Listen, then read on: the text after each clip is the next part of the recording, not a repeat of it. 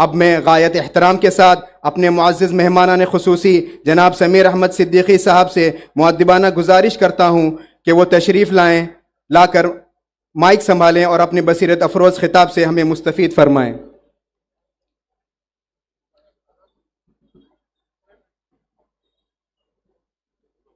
अज़ान तक आपका टाइम रहेगा। अब तो वो कुछ टाइम बचा नहीं है वैसे, इंशाल्लाह 6:57।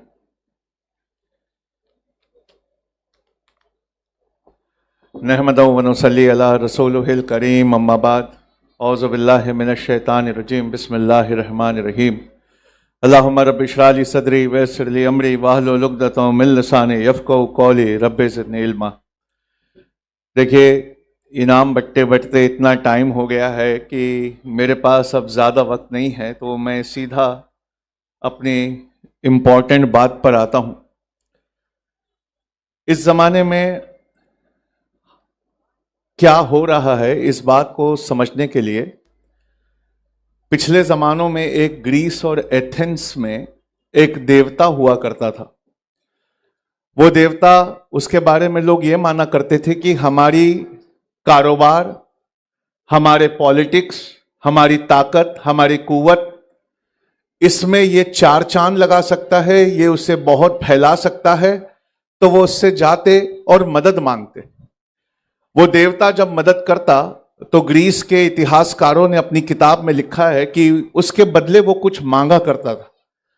वो उनसे उनके बच्चों की बलि मांगता था। उनके कारोबार को चमकाने के एवज, उनकी इल्म को बढ़ाने के एवज, उनकी ताकत को बड़ा करने के एवज वो उनके बच्चों की बलि मांगता था। इस देवता का नाम उन्होंने अपनी किताबों में मोलॉक लिखा है। एक आपका और मेरा सच्चा माबूद है जो बदले में कुछ नहीं मांगता, लेकिन वहां यह लिखा है कि वो एक ऐसा था जो बदले में बच्चों की बलियां मांगा करता था। इस कहानी को सुनाकर मैं बताना चाहता हूं कि आर्टिफिशियल इंटेलिजेंस के इस जमाने में बिल्कुल सेम चीज इस जमाने में हमें देखने को मिल रही। एआई दिन भर हमसे बात करता है, वो हमारी चापलूसियों पे पलता है। आप उससे कोई सवाल पूछेंगे तो वो बेहद प्यारे और गहरे अंदाज में आपको जवाब देगा। वो चाहेगा कि आप छोड़ कर ना जाए। क्यों? क्योंकि वो एक चीज सीखना चाहता है, और वो चीज है इंसानों के दिलों में उठने वाला एहसास। इंसान किस तरह अपनी किन बातों पर डिसीजन लेते हैं, ये चीजें वो सीखना चाहता है। मैं किसी का दिल नहीं तोड़ना चाहता, लेकिन अभी जितने बच्चों को अवार्ड मिला, उन्होंने बड़ी कॉन्फिडेंट आवाज में अपनी अवार्ड को एक्सेप्ट करते हुए स्पीच पढ़ी। और सवेरे भी मैं सुन रहा था, बहुत सारे बच्चों ने अवार्ड लेते हुए अपनी स्पीच पढ़ी। उसमें से मैक्सिमम, ज्यादातर वो एआई या चैट जीपीटी से लिखवाई हुई थी। अब आप ये सोचिए कि हम किस दौर में कदम रख चुके हैं कि जहां हमारे जो सबसे टॉपर बच्चे हैं, उन्होंने भी एआई से इंटरैक्ट करके वो 2 पैराग्राफ जिसमें वो शुक्र अदा कर रहे थे, ऐसा कुछ बच्चों ने किया, बाकी सबने अपने दिल और दिमाग का इस्तेमाल किया। एआई के इस जमाने में मुझे लगता है कि जब मेरे सामने एक नौजवान कौम खड़ी होती है जो मुझसे ये पूछती है कि हमें क्या करना चाहिए, तो मैं उन्हें क्या बताऊं, क्योंकि एआई के इस जमाने में किसी भी तरह के आपको जॉब नहीं मिलेगी। आप कुछ भी कर लें तो आपसे अच्छा कोई ना कोई जॉब करने वाला आर्टिफिशियल इंटेलिजेंस का ऐप या सॉफ्टवेयर वो आपकी जगह ले चुका होगा। एग्जाम्पल बहुत गहरे हैं इसके, जो आपको सुनना चाहिए। चैट जीपीटी के एक मॉडल पर डर्मेटोलॉजिस्ट हजरात ने केस किया हुआ है। उनका कहना है कि स्किन की कैसी भी तस्वीर खींचकर अगर हम चैट जीपीटी को दे दें तो वो बिल्कुल सही सही डायग्नोस करके बता दे रहा है कि हमें कौन सी बीमारी हुई है, हमें किस डॉक्टर से मिलना चाहिए। हर वो चीज जिसको इंस्ट्रक्शन में लिखी जा सकती है, हर वो चीज जिसको मैनुअल में लिखा जा सकता है, हर वो चीज जिस पर किसी को ट्रेन किया जा सकता है, वो सारी चीजें और उसके जितने भी फील्ड हैं और उसमें जितने भी जॉब हैं, वो सब आर्टिफिशियल इंटेलिजेंस धीरे धीरे ले रहा है। आप मैंगलोर के करीब रहते हैं, लेकिन आप सबका वाबस्तगी बैंगलोर से बहुत है। आप आज जाकर बैंगलोर में देखिए, एक एक दिन में 80,000 से 30,000 जॉब लोगों के जा रहे हैं। इस जहान में अपने टॉपर बच्चे को उस जगह पहुंचाना जहां से ना सिर्फ वो इस देश की बल्कि इस कौम की और हम सब की जिंदगियों को भरपूर बदल सके, यह निहायत नामुमकिन होता जा रहा है। मतलब आप ये समझ जाइए कि हम अपने मौजूदा इंटरैक्शन से जितना एआई के साथ बात कर रहे हैं, आपको शायद ये महसूस नहीं होता होगा, लेकिन मेरी ये फील्ड है। हर 3 महीने में मुझे एआई पिछली बार से ज्यादा पावरफुल नजर आता है, फिर अगले 3 महीने में उससे ज्यादा पावरफुल नजर आता है। अगर ऐसा चलता रहा तो 2027 के एंड में मुझे लगता है कि इंसानों को, और यह बात आपको गूगल करके देखना चाहिए या खुद एआई से पूछना चाहिए, इंसानों को हराने की हर ताकत आर्टिफिशियल इंटेलिजेंस के पास आएगी और उसको देने वाले कोई और नहीं होंगे, वो आप और हम होंगे। ऐसे कि हम लगातार जब उससे बात करते हैं तो वो बातों से हमारी अदाओं को, हमारे सोचने के तरीके को, हमारे फैसला लेने की कुव्वत को वो लगातार सीखता जा रहा है। और वो जितना सीखता जा रहा है उतना इंसानियत के लिए, अपने लिए किसी रोजी रोटी का इंतजाम करना मुश्किल होता जा रहा है। इससे पहले कि मैं आपको इसका सॉल्यूशन बताऊं, मैं आपको एक बात बताना चाहता हूं। शुरुआत में उन जॉब्स का सफाया हो गया जिसमें रिपीटेशन हुआ करते थे। शुरुआत में उन लोगों को बड़ी दिक्कतें महसूस करनी पड़ी जिनके सर्टिफिकेट्स बहुत ऊंचे हुआ करते थे, जिन्होंने बहुत सारे कोर्सेस किए हुए थे, उसके बावजूद, हर तरह की डिग्री लेने के बावजूद उनको किसी तरह का जॉब आज की दुनिया में मयस्सर नहीं आ रहा। आपको याद होगा कि जब पहली बार आपने काम शुरू किया था तो आप एज अ जूनियर किसी के सीनियर के अंडर लगे थे। वो सीनियर जब आपसे रगड़ कर मेहनत लेता, जब आपसे अपने बहुत सारे काम करवाता, दरअसल वो आपके आने वाले फ्यूचर की ट्रेनिंग थी जो वो आपको देता था। लेकिन मेरी आंखों से आप देखिए, जो जितना बड़ा डॉक्टर है, जो जितना बड़ा लॉयर है, जो जितना बड़ा इंजीनियर है, अब वो उतना अपने जूनियरों से बात नहीं कर रहा। वो एआई के साथ लगा हुआ है और जैसे ही उसके एआई के टोकन खत्म होते हैं और एआई बंद होता है, सबसे पहले उसका चेहरा उतर जाता है कि ये क्या हुआ, अभी तो मेरा काम बाकी था। जितने लॉयर, जितने डॉक्टर, जितने इंजीनियर, जितने आलिम, जितने मुफ्ती, जितने काजी हजरात हैं, दुनिया में जितनी किताबें जिस सब्जेक्ट पर भी लिखी हुई है, उन सारे सब्जेक्ट्स को आर्टिफिशियल इंटेलिजेंस ने पढ़ लिया है। मैंने लास्ट टाइम जब पूछा था तो 2.78 ट्रिलियन यानी 2.78 खरब पैरामीटर्स पर उसको ट्रेन किया गया था। अब आप बताइए कि आने वाले जमाने में हम उससे क्या पूछ रहे होंगे। और उसमें एक रोने वाली बात बहुत जबरदस्त है, मुसलमानों का, पिछड़ों का, ओबीसी और एससी एसटी का डेटा इंटरनेट पे नहीं है। जब आप एआई से सवाल पूछते हैं तो वो इंटरनेट से सबका डेटा उठाता है और जो सबसे अच्छा जवाब है वो उसको देता है। आपको यकीन नहीं होगा, लेकिन मेरी बात आज आप गांठ बांध कर लिख लीजिए। आने वाले जमाने में हमारे बच्चे क्या हक है, क्या सही है, क्या सच है, यह फैसला भी उस पर छोड़ना चाहेंगे। वो चाहेंगे कि हमारे बलबूते फैसले भी वो ले ले, फैसला भी वो कर ले।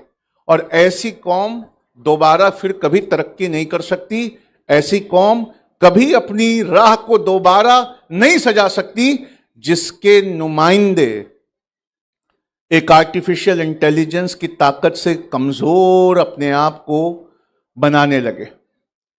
वक्त कम है, मैं लेकर बहुत कुछ आया था, कुरान की कई सारी आयतें थी, लेकिन क्योंकि अजान का वक्त एकदम सर पे है, इसलिए मैं जितना जल्दी हो सके अपनी बात को समेटने की कोशिश कर रहा हूं। मैंने सवेरे एक वादा किया था कि मैं आपको शाम को बताऊंगा कि पैदा होने के लिए ये सबसे अच्छा वक्त है, लेकिन जब मैंने अपनी तकरीर का आगाज किया है तो मैं आपको यह बता रहा हूं कि ये वक्त इस कदर खराब है कि यहां तक मजहब की गहरी बातों को भी लोग आर्टिफिशियल इंटेलिजेंस से पूछ रहे हैं। आपको समझाने के लिए मैं आपको एक मिसाल देता हूं। पहले घर में सबसे अच्छा बेटों को उनकी माएं जाना करती थी और बेटियों को उनके वालिद जाना करते थे। जितनी बेटियां आज अवार्ड पाकर यहां से जा रही हैं, वो वहां तक पढ़ने तक क्यों पहुंची? क्योंकि उनके वालिद उनके ऊपर गहरा फख्र भी करते थे और उन्हें गहरा विश्वास भी था, इसलिए वो पढ़ा रहे थे। आज तक मैंने किसी बच्ची से ऐसी मुलाकात नहीं की जो पढ़ने में बहुत ऊंचा गई हो और उसके वालिद को उस पर भरोसा ना हो। लेकिन अब वो वक्त है जब मां और बाप से ज्यादा हमें एल्गोरिदम समझता है। अब वो वक्त है जब हम एक वीडियो देखने जाते हैं तो वो 35 से 40 वीडियो हम देखकर वापस आते हैं, क्योंकि वो घर में हमारे मिजाज को किसी और से बहुत गहरा समझता है। लेकिन अगर सूरह कहफ की जो बातें मैंने सवेरे की थी उसको मद्देनजर रखते हुए अगर मैं आपसे कुछ बताऊं कि ये पैदा होने के लिए सबसे सही वक्त क्यों है, तो बस उस बात पर ध्यान दीजिए। और मैं आया बहुत दूर से, बहुत कुछ लेकर था, लेकिन वक्त नहीं है तो सीधा मैं उस बात पर आता हूं। जब मैं बड़ा हो रहा था, या यहां जितने बड़े लोग बैठे हैं ना बच्चों, जब वो बड़े हो रहे थे तो हमारी जिंदगी में एक बहुत बड़ा प्रॉब्लम था। हमारी जिंदगी में पहले हमें स्कूल पूरी करनी पड़ती, फिर कॉलेज पूरा करना पड़ता, उसके बाद नौकरी के लिए आवेदन एप्लीकेशन करने पड़ते, फिर नौकरी मिल जाती तो उस ऑफिस में कई साल जाकर जी हुजूरी करना पड़ता। फिर जब हम सीनियर डायरेक्टर की पोस्ट पर आते तब हमें मुंह खोलकर यह कहा जाता कि तुम्हारे पास भी कोई आइडिया है तो दो। वो पहला आइडिया देने से पहले हमारी 40 से 50 साल की जिंदगियां गुजर जाती थी। लेकिन वो मरहला उस जमाने में था, इस जमाने में नहीं है। जब हम बड़े हो रहे थे तो कुछ सहूलत वाले, सिफारिश वाले हमारे दोस्त और बड़े घरों में पैदा हुआ करते थे, जिनके वालिद के पास कभी ना खत्म होने वाली दौलतें थी, उनके पास सिफारिशें थी। जैसे एक वीडियो गेम में हम जब मर जाते हैं तो दोबारा पैदा होने के लिए लाइफ मिलती है, ऐसा एक ऊंची खानदान, ऊंचा पैसा, ऊंचे रसूख रखने वाले के घर में पैदा होने वाले का हाल था। वो जितनी भी बार फ्लॉप होता, उसके वालिद, उसकी खानदान के रसूख उसे वापस बचा लेते थे और बाकी लोगों को वो चांस नहीं मिलता था। लेकिन आप जिस जमाने में पैदा हुए, तरक्की के एतबार से, कारोबार के एतबार से, करियर के एतबार से, उससे खूबसूरत दुनिया में कोई और जमाना नहीं है। अगर आप मेरी बात अगले 5 मिनट में समझ गए तो आपकी जिंदगी बहुत असर रख सकती है। इमेजिन करिए कि अगर आपकी जेब में एक ऐसा साज हो जिसने दुनिया की हर किताब, हर नॉलेज, हर वीडियो के नीचे का हर कमेंट पढ़ा हो। ये अलादीन का चिराग अगर आपके हाथ में हो तो बताइए आपकी पढ़ाई जो उन नौकरियों के लिए हम करते थे, जहां जॉब के नाम पर बिल छांटना हुआ करता था या एक्सेल शीट या पावर पॉइंट बनाना होता था, वो जॉब आपको और कौन देगा? कोई नहीं। तो फिर हमें किस तरह की तालीम की जरूरत है? और यहां बहुत सारे प्रिंसिपल और हेडमास्टर बैठे हैं, मैं उनके सामने कहना चाहता हूं, हम जब बड़े हो रहे थे तो हमारी तालीम जवाब देने वाली तालीम थी। हमसे सवाल पूछे जाते, हम जवाब लिखते थे। आप जब बड़े हो रहे हो तो आपको पहली बात यह समझना होगा कि आपकी तालीम सवाल पूछने वाली तालीम है। आपका मर्तबा और हैसियत उतनी बड़ी होगी जितना बड़ा आपका एआई से सवाल होगा। आपको 40 साल वेट करने की जरूरत नहीं है। अपने पढ़े हुए में से अगर आपको एक आइडिया समझ में आता है तो आपकी जेब में एक ऐसा असातिज़ा, एक ऐसा उस्ताद है जिससे सवाल पूछकर आप अपने प्रोडक्ट को बहुत अच्छा डेवलप कर सकते हो। इससे पहले यह होता कि लोगों के पास प्रोडक्ट हुआ करते थे लेकिन उनके पास मार्केटिंग और एडवर्टाइजमेंट का पैसा नहीं होता था। आप बहुत खुशनसीब है कि पूरी की पूरी मार्केटिंग और पूरी की पूरी एडवर्टाइजमेंट फ्री है अगर आपको अपनी स्टोरी दिल से बताना आता है, आपके कंटेंट को वायरल करना आता है। इस वायरल कंटेंट में कितनी ताकत है मैं आपको बताऊं। मैं दिल्ली से आता हूं, आजकल उसकी गलियों में इस बात की चर्चा है कि हमारी मौजूदा सरकार, क्या अब उसके गिनती के दिन रह गए हैं। इस वायरल कंटेंट ने हमारे ऊपर, हमारे हुक्मरानों के हाथ से उनका नरेटिव छीन लिया है। पहले नरेटिव जाता है, उसके बाद हाकिम की हुकूमतें जाती हैं। दिल से बना हुआ कंटेंट जो हमारे बच्चों की लाशों को पैलेस्तीन से दिखाता था, हमारे उजड़े हुए घरों को दिखाता था, वो इस कदर वायरल हुआ, उसने यूरोप और अमेरिका के दिलो दिमाग पर इतना असर किया कि वहां आज गवर्नर की रेस में $600 मिलियन खर्चा करने के बावजूद इजराइल उन मुसलमानों को नहीं हरा पा रहा है जो अमेरिका के राज्यों के गवर्नर बनकर आ रहे हैं। इसका मतलब, ध्यान से सुनना, पहली चीज जो तुम्हें अपनी लाइफ में बदलनी है वो ये है कि हर पढ़े हुए को एक प्रोडक्ट में ढाल कर देखना है।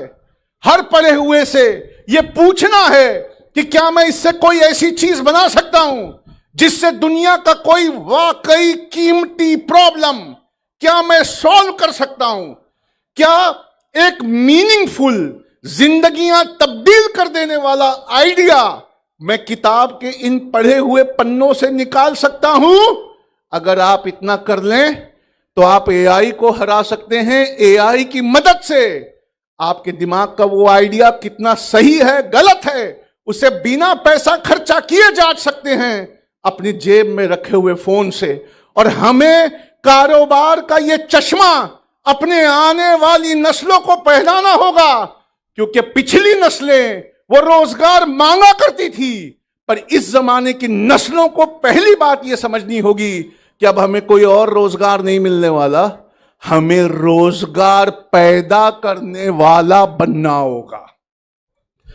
इससे पहले मुसलमान हुनरमंद हुआ करते थे। जितने बड़े बड़े कारोबार चलते, उसके पीछे की जो रीढ़ की हड्डी होती वो एक मेहनती मुसलमान होता था। तालीम की कमी की वजह से, इंग्लिश की कमी की वजह से हम अपनी ब्रांडिंग, अपनी एडवर्टाइजमेंट, अपनी स्टोरी दुनिया के कोने कोने तक नहीं पहुंचा सकते थे।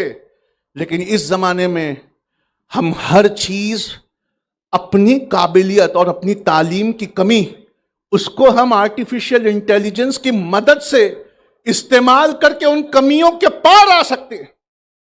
सवेरे से पूरे भटकल में जितनी बच्चियों ने इनामात लिए, उनकी आवाज देखिए, उनका कॉन्फिडेंस देखिए, उनके बोलने का प्रोनाउंसिएशन देखिए, उनकी बात करने का तरीका देखिए।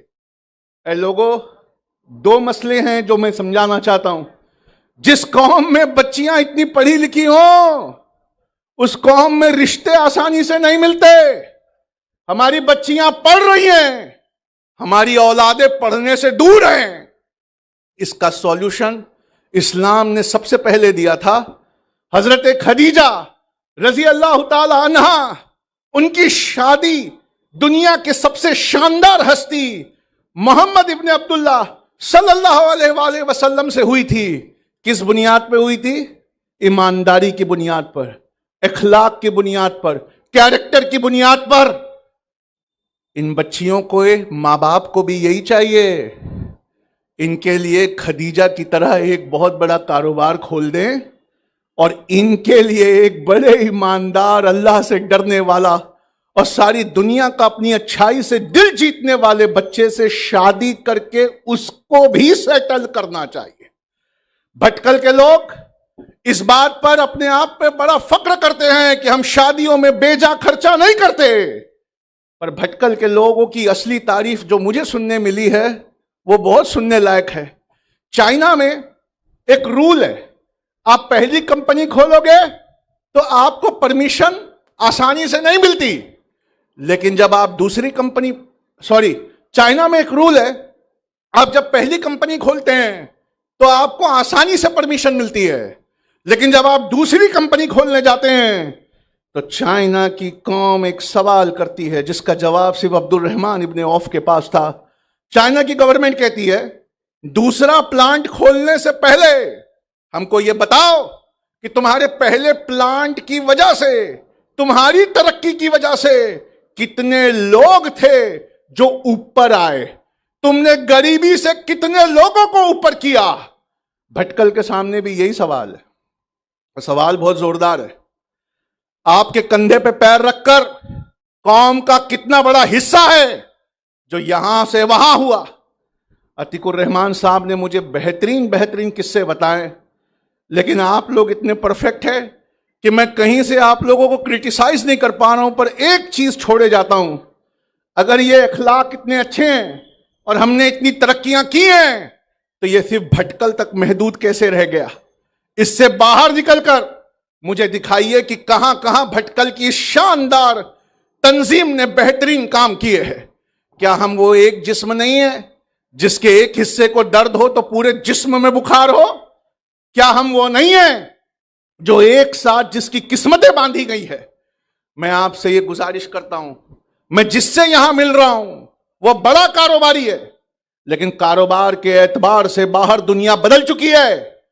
मैं जिससे यहां मिल रहा हूं वो बड़ा कारोबारी भी है और बड़ा ईमान वाला भी है, लेकिन मुझे वो गार में सोए हुए 7 ईमान वालों का किस्सा याद आता है जिन्होंने अपने ईमान बचाने के लिए अपने आप को गार में बंद कर लिया था।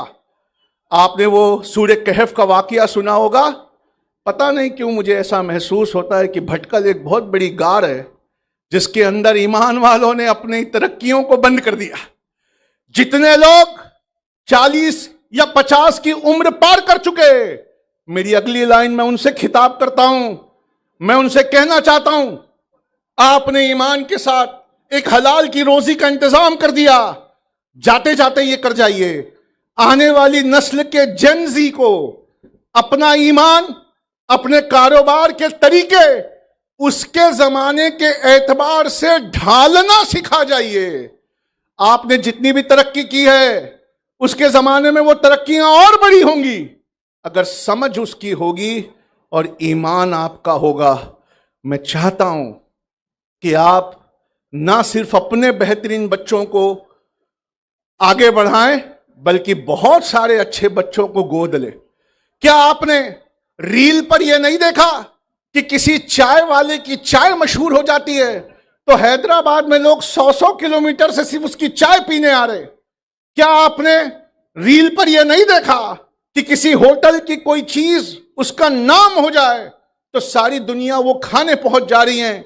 लोग आजकल एडवर्टाइजमेंट देखकर नहीं लेते, लोग आजकल रेटिंग, रिव्यू और कमेंट पढ़कर लेते हैं कि क्या हमें इस इंसान पर एतबार करना चाहिए कि नहीं करना चाहिए। तो मैं आपसे बताऊं, एडवर्टाइजमेंट खत्म हो गई, रेटिंग, रिव्यू और कमेंट के इस जमाने में वही ईमान वाला दिन वापस आ गए जहां साहबा इकराम उससे व्यापार किया करते थे जिस पर उन्हें भरोसा होता था। सेम चीज टेक्नोलॉजी के आने के बाद भरोसा, अब रेटिंग, रिव्यू, कितने स्टार मिले, कितने कमेंट लिखे हैं। आपने सुना होगा कि मुसलमानों का बॉयकॉट होना चाहिए, ऐसे नारे दिए जा रहे हैं। मुझे लगता है कि मुसलमान अगर ईमान के साथ, पूरी ईमानदारी के साथ किसी बिजनेस को लॉन्च करे और उसकी ईमानदारी की खुशबू अगर उसके ग्राहकों को महसूस हो और वो उसको रेटिंग, रिव्यू और कमेंट में लिख दे, तो मुझे ऐसा लगता है कि आने वाला जमाना सबसे बड़ा कारोबारी वही होगा जो अपने आका की सीरत को बहुत जोर से अपनाता होगा कि ईमान और अल्लाह का डर और तकवा जब इसको बिजनेस में मिला के किया जाए तो इससे बड़ी कोई एडवर्टाइजमेंट नहीं होती। आज उसी तकवे को लोग कमेंट, रेटिंग, रिव्यू और स्टार्स में ढूंढ रहे हैं। मुझे लगता है मेरे पास सिर्फ 5 मिनट बचा है, इसलिए मैं और एक चीज बताना चाहता हूं। 10 मिनट है अभी।